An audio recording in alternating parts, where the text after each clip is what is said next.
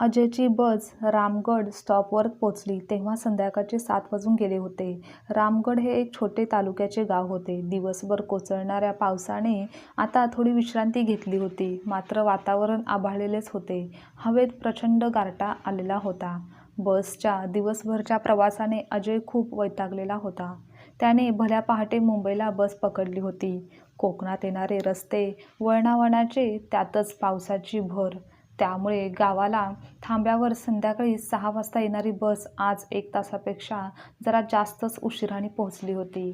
अजयला रामवाडी या छोट्या गावात जायचे होते. तेथे अजून गाडी जात नव्हती, कारण गावात जायला अजून नीट गाडी किंवा रस्ता नव्हता. तर जंगलातून जाणारी एक खडकाळ बिकट अशी वाट होती. रामगड या छोट्या तालुक्याच्या बस थांब्यावर उतरून साधारण 5 मैल जंगल तुडवल्यावर एक ओढा लागत होता. या ओढ्याच्या पलीकडेच रामवाडी हे छोटेसे गाव होते. ओढ्यावर गावात जाण्यासाठी लाकडी पूल बांधला होता. रामवाडीत अजयचे दूरचे मामा राहायचे. बसमधून उतरताच अजयला थोडे आश्चर्य वाटले, कारण त्याला गावात नेण्यासाठी त्याच्या मामाकडून कोणीच आलेलं दिसत नव्हतं. असं कधी झालेलं नव्हतं. आपण आज येणार आहे हे अजयनं कळवलेलं होतं.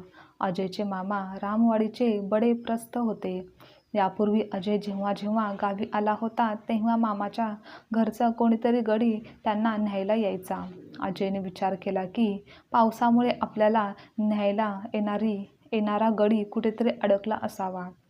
थोडा वेळ वाट पाहावी म्हणून तो बस थांब्यावरच्या झोपडी वजा हॉटेलमध्ये शिरला. हॉटेलमध्ये थोडी गिऱ्हाईकांची वर्दळच होती. कढईत भजी तळली जात होती. त्याचा वास त्या पावसाळी वातावरणात लोकांची भूक चाळवत होता. हॉटेलमध्ये बसची वाट बघत बसणारे लोक भज्यावर ताव मारत होते. अजयला भूक लागली होतीच. त्याने पण गरम गरम भजी व चहाचा आस्वाद घेतला. आता त्याला जरा बरं वाटलं. त्याने घड्याळात पाहिले, 7:35 झाली होती. आता चांगलाच अंधार झाला होता. स्ट्रीट लाईट लागले होते. पाऊस थांबला असला तरी वारे सुटले होते. त्याला आठवले की पावसात ओढ्याला पूर येई तेव्हा कधीकधी पुलावरून पण पाणी जाई.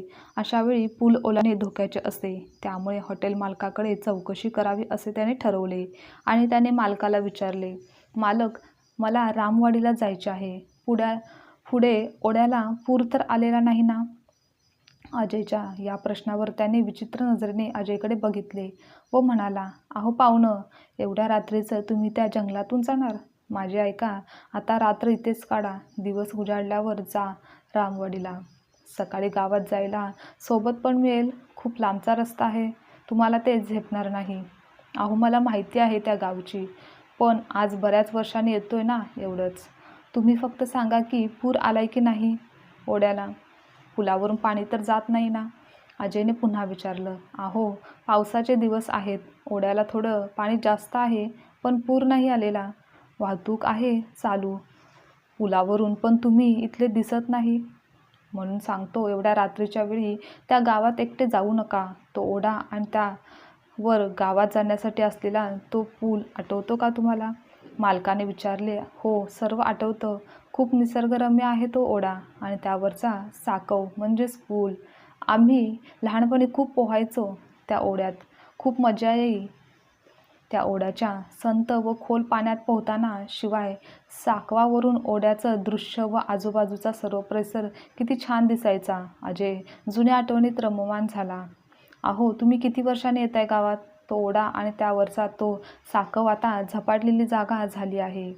एका पुरुषा बाईने साकवावरून उडी मारली ओढ्यात आणि मग तिचा जीव दिला.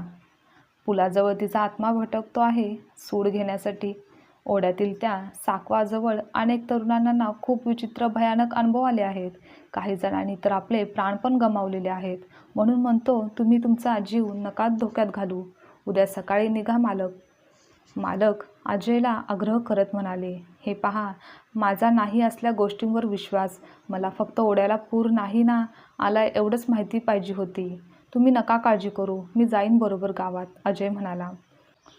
"धोकादायक झालंय. एकटीने जाण्याची भीतीच वाटत होती. बरं झालं आता तुम्ही सोबतीला आहात," ती बोलली. अजयला तिच्या चेहऱ्यावर थोडी भीतीची छाया दिसली.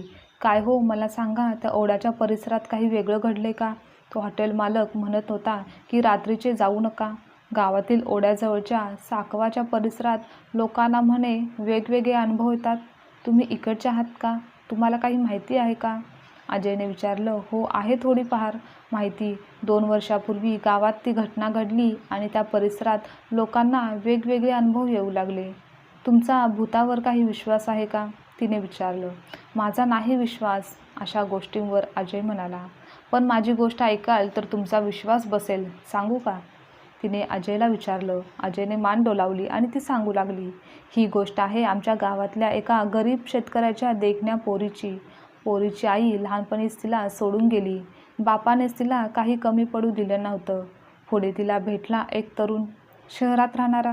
दोघे एकमेकांच्या प्रेमात पडले. गावाजवळील ओढ्याच्या परिसरात त्यांचं प्रेम फुलत होतं. त्यांनी लग्नाच्या आना भाका पण घेतल्या होत्या. प्रेमात दोघेही वाहवत गेले आणि अखेर शेवटी व्हायचं नको तेच झालं. पोरीला दिवस गेले. शहरी बाबूला तिनेही गुपित सांगितलं, ते पण याच ओढ्याच्या काठावर. त्याला पण आनंद झाला. दोघांनी लग्न करायचं ठरवलं. तो शहरी बाबू आपल्या घरी सांगून लग्नाची तारीख ठरवून तुला मागणी घालायला येतो असे तिला सांगून शहरात गेला. पोरगी पण आनंदात होती. पण दिवसामागून दिवस गेले. त्या शहरी बाबूचा पत्ताच नव्हता. बिचारी पोर आपल्या प्रेमाच्या प्रत्येक क्षणाचा साक्षीदार असणाऱ्या या ओढ्यापाशी तिच्या प्रियकराची वाट बघत बसायची. पण तो आलाच नाही. जसजसे दिवस जाऊ लागले तसतसे हे सर्व लपवणे तिला अवघड झाले होते. शेवटी धीर करून तिने आपल्या बापाला सर्व काही सांगितले. तो तरी काय करणार? तो हादरला. आपल्या मुलीला कोणीतरी फसवलंय याचा त्याला राग आला. पण तो तरी काय करणार होता? शहरी बाबूला कोठे शोधणार? आपले घराणे कोणाला सांगणार?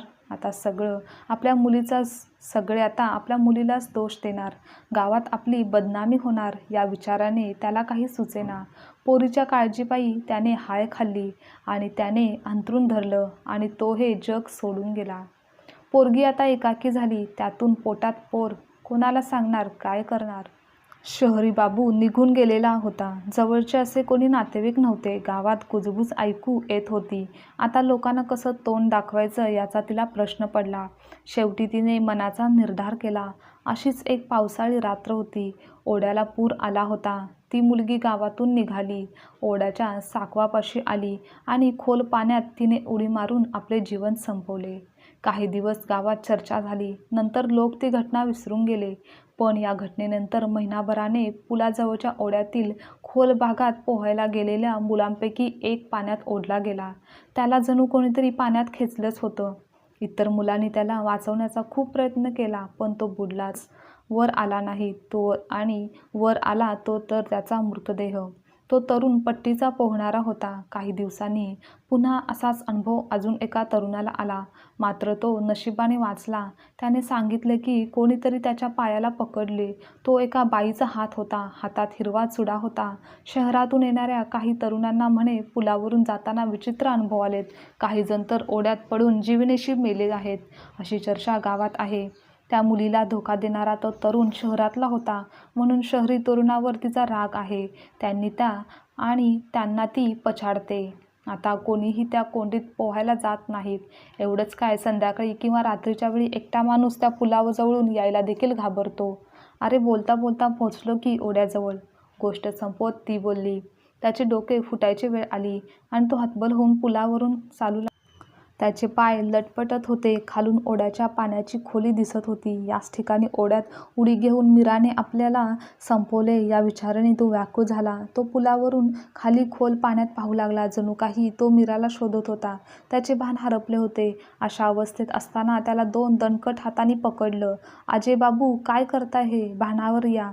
मामाच्या घरचा गडी तुकाराम अजयला गदागदा हलवत बोल. पण अजय अजून त्याच्याच विश्वात होता. तो म्हणाला, तिने उडी घेतली ओढ्यात. आपण तिला वाचवले पाहिजे. तुकारामाला त्याने ओळखलंच नाही. अजय भाऊ, असे काय करताय तुम्ही? मला ओळखलं नाही का? मी तुकाराम, मामाच्या घरचा गडी. पाहिलं काम करा, माझ्या मागे या, असे म्हणून त्याने अजयचा हात पकडला व त्याला घेऊन साकव ओलांडून पलीकडे गेला आणि तिथल्या एका ठिकाणी बसवलं. आता अजय थोडा भानावर आला. त्याने तुकारामाला ओळखलं आणि विचारलं, अरे तुकाराम, तू कधी आलास इथे? मी पूल ओलांडून इथे कसं आलो? आलं माझ्या लक्षात. शेवटी सापडलात तिच्या तावडीत. अहो, कसली बाई आणि काय घेऊन बसलात तुमचं नशीब थोर म्हणून तुम्ही वाचलात, नाहीतर त्या बयेने तुमचा आज बळीच घेतला असता. बाकी आज दिवसच वाईट. पावसामुळे तुम्हाला गाडीवर घ्यायला यायला घरातून निघायला जरा उशीरच झाला. त्यामध्ये ओढा ओलांडला आणि पाऊस सुरू झाला. मी वाट चुकलो. चकवा लागला. गेले 2 तास वाट सापडतच नव्हती. फिरून फिरून परत एकाच जागी येत होतो. शेवटी एकदाचा पोचलो बसच्या थांब्यावर. हॉटेल बंद होतं. तुम्ही एकटे निघाला आहात म्हणून मी घाबरलो. म्हटलं मीराने तुम्हाला धरायला नको, पण मला वाटलं तिने धरलंच होतं. तुम्हाला मी लांबूनच बघितलं तर तुम्ही पुलापाशी काहीतरी हातवारे करत कोणाशी तरी बोलत आहात, पण समजेना, कारण तुमच्या आजूबाजूला कोणीच दिसत नव्हतं. मी तुम्हाला हाका मारल्या, पण तुम्हाला काही ऐकू आल्या नसाव्यात आणि अचानक तुम्ही पुलावरून चालू लागला. तुमचे पाय लटपटत होते. मी पकडले नसते तर ओढ्यात तुम्ही पडला असता. देवाचीच कृपा. चला आता घरी जाऊया. मामा तुमची वाट बघत असतील, तुकाराम म्हणाला. तुकारामाच्या त्या बोलण्याने अजय भानावर आला. म्हणजे आतापर्यंत आपण जे पाहिलं, अनुभवलं तो एक स्वप्नभासच होता, तर जणू आपल्या मनाचे खेळ होते. मीरा आता या जगात नाही. आता तिच्याशिवाय आपणाला दिवस काढायचे आहेत हे सत्य तर आपण स्वीकारलं आहे. आज कोणाकडे तरी आपण मीराच्या मृत्यूला अप्रत्यक्षरित्या जबाबदार ठरलो असलो तरी आपण तिला फसवलेलं नाही ही आपली बाजू मांडता आली. ह्या विचाराने त्याच्या मनावरचा भार हलका झाला. मीराचा आत्मा खरोखरच त्या परिसरात वावरत असेल तर सत्य समजल्यावर तिच्या आत्म्याला शांतीच लाभेल. आपण ज्याच्यावर प्रेम केलं तो भेकड नव्हता.